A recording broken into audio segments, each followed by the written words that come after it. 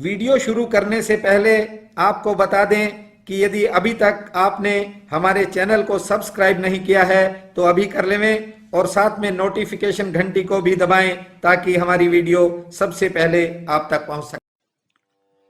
बंधुओं, रामचरितमानस में गोस्वामी तुलसीदास जी ने लिखा है कि परहित सरिस धर्म नहीं भाई, पर पीड़ा सम नहीं अधमाई।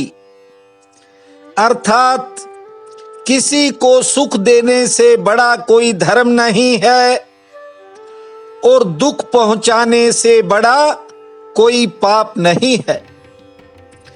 लेकिन कई बार आदमी करता तो किसी की भलाई के लिए है, लेकिन कई बार वह बुराई भी साबित हो जाती है। इसलिए निज धर्म ने कहा है, महत्वपूर्ण सूत्र है अपने भीतर उतारने का प्रयास करना।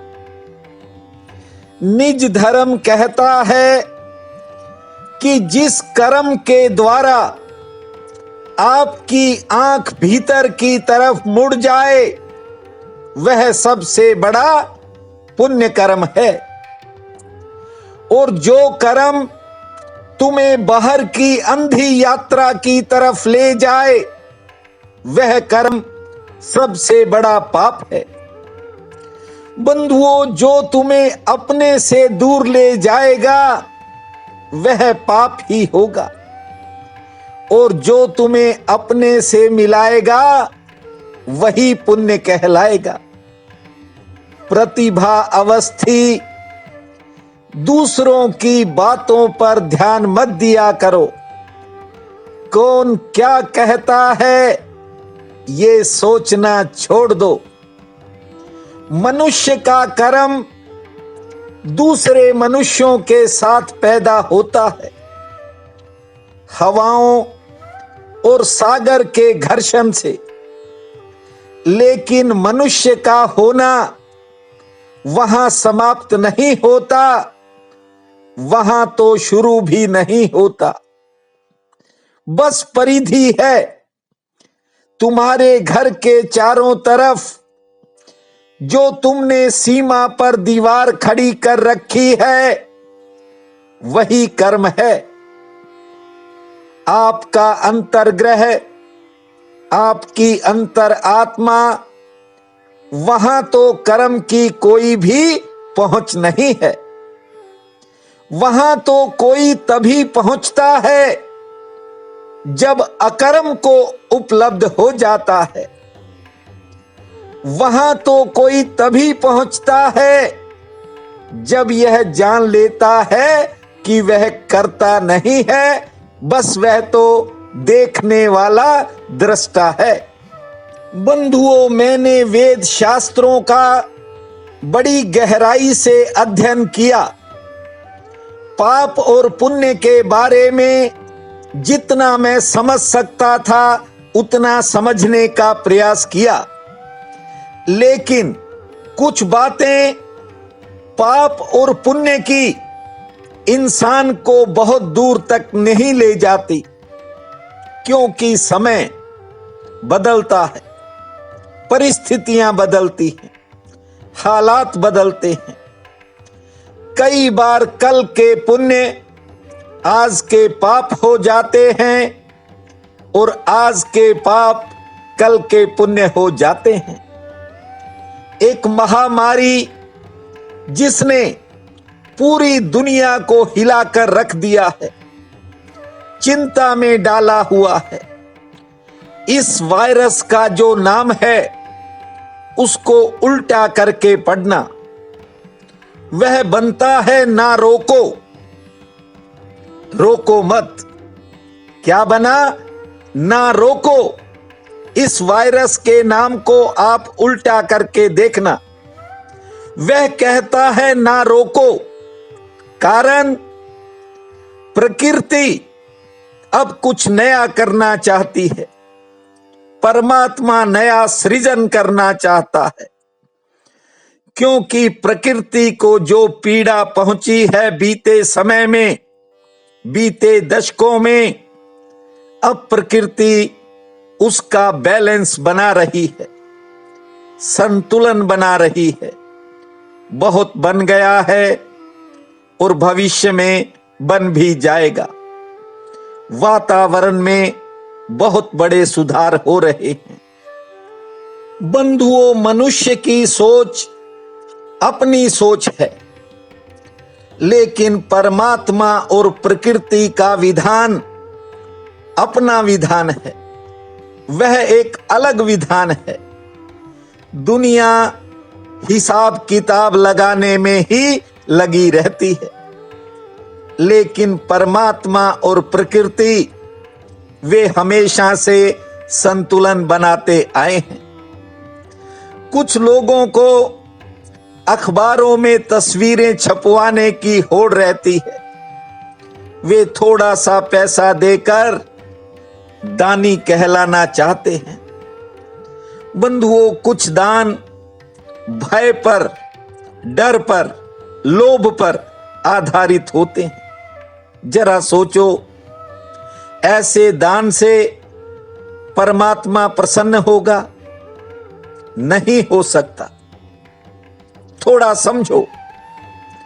आप दान दे सकते हो, और ऐसा कोई शास्त्र नहीं धरती पर जो कहता हो कि दान देना पुण्य नहीं है। मानता हूं, दान देना पुण्य है, लेकिन यह सोचकर दान दिया तो मन में अहंकार हो जाएगा कि मैं बहुत बड़ा दानी हूं। मुझ जैसा दानी कोई भी नहीं है। जब आदमी ये सोच लेता है, वहीं इंसान चूक जाता है। इसीलिए कहता हूं, कई बार पुण्य भी अपने आप से दूर कर देता है। आदमी और बड़ा अहंकारी हो जाता है, अकड़ कर चलने लगता है। दान से तो विनम्रता आनी चाहिए थी, लेकिन आदमी चालाक है। इस लोक का हिसाब भी रखता है, परलोक में भी अपने आप को संभाल कर रखता है। जैसे यहां मकान बनाता है, दूसरे लोक में भी मकान बना लेना चाहता है। बंधुओं, संसार को जब कोई नहीं संभाल पाया, तो परमात्मा को कैसे संभालेगा? इसलिए बार बार कहता हूं, आदमी कुछ कामों के कारण अपने से दूर निकलता जाता है, और निज धर्म का तो मात्र एक प्रयास है कि आदमी खुद से मिल जाए। लेकिन यहां पाप और पुण्य की अलग परिभाषाएं हैं। एक पुरानी बात सुनाता हूं। बंधुओं, एक दर्जी था, मरने के करीब पहुंच रहा था, मानो आखिरी घड़ियां ही गिन रहा हो। उसने रात में एक सपना देखा कि जब वह मरा, जब उसे जलाने के लिए ले जा रहे थे, कल्लू नाम था उसका, तो उसने शमशान में देखा कि वहां बहुत रंग बिरंगी झंडियां लगी हुई हैं। सपने में उसने देखा कि यमदूत भी आकर खड़ा हो गया है। उसे वे झंडियां देखकर हैरानी हुई। यमदूत से पूछा कल्लू दर्जी ने कि ये इतनी रंग बिरंगी झंडियां यहां क्यों लगाई गई हैं? यमदूत ने कहा कि जिन जिन के तुमने कपड़े चुराए थे, जैसे जैसे चुराए थे, ये उनके प्रतीक में झंडियां लगी हैं। परमात्मा इन झंडियों से तेरा हिसाब करेगा। कल्लू दर्जी तो घबरा गया। उसने कहा, झंडियों का तो कोई अंत ही नहीं है। हे भगवान! बस ऐसा कहा कि उसकी नींद खुल गई। ठीक हो गया। सुबह दुकान पर आया तो जो अन्य लोग उसके साथ काम करते थे, उसने कहा भाई अब एक मेरी बात सुनो, कल से एक बात का ध्यान रखना, मुझे थोड़ा खुद पर कम भरोसा है। जब भी कोई कपड़ा कीमती आएगा तो मैं थोड़ा बहुत कपड़ा इधर उधर करूंगा, क्योंकि अब इस आदत को बुढ़ापे में बदलना तो थोड़ा कठिन है। बस साधारण कोई आदमी आए तो तुम एक काम करना, जब भी मैं कपड़ा चुराने लगूं तो तुम कह देना उस्ताद जी झंडी, बस मैं समझ जाऊंगा। अब बंधुओं, लगातार कई दिन बीत गए और जो उसके चेले थे, जब भी कोई ग्राहक आता तो वे कहते उस्ताद जी झंडी, बस वह रुक जाता था और किसी का कपड़ा नहीं चुराता था। एक दिन एक बड़ा राजनेता आ गया, बहुत ही महंगा वस्त्र लेकर के आया था। अब राजनेता है, राजनीतिज्ञ है, आप समझते हो कि नेताओं के कपड़े कितने महंगे होते हैं।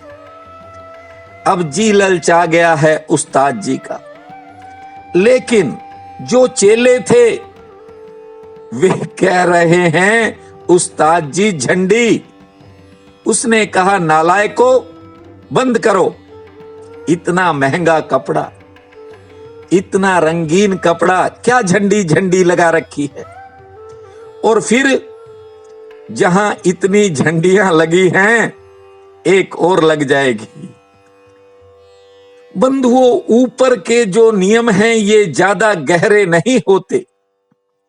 सपनों में सीखी हुई बातें जिंदगी का सत्य नहीं बदल सकती, सत्य बन नहीं सकती।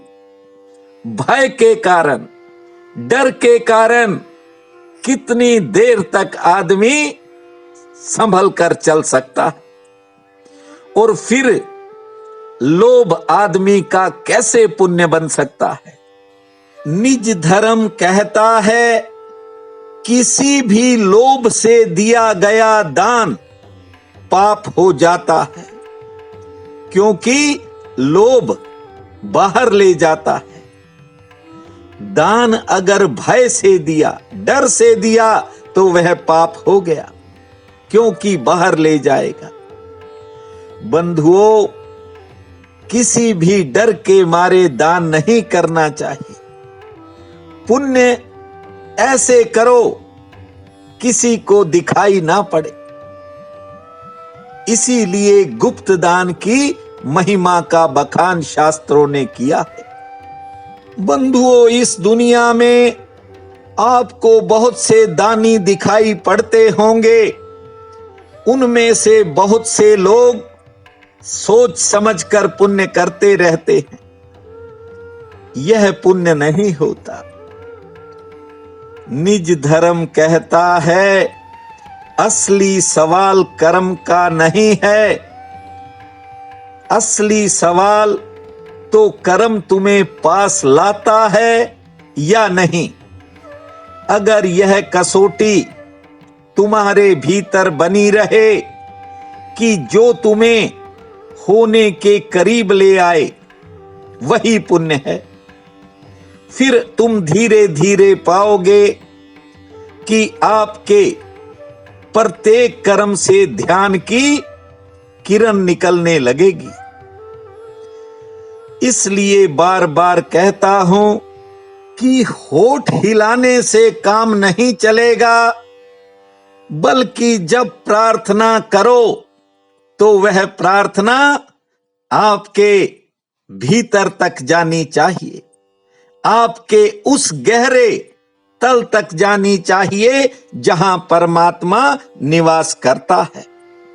बंधुओं, जीवन का नाम है संतुलन, और जहां संतुलन बिगड़ता है वहां हानि होती है, और जहां संतुलन कायम रहता है वहां लाभ ही लाभ होता है। प्रिय बंधुओं व मातृदेवी शक्तियों, आज 15 मई दिन शुक्रवार है। आप सबको मेरा नमस्कार है। आज का उपाय इस प्रकार है। आज ज्येष्ठ कृष्ण पक्ष की अष्टमी है।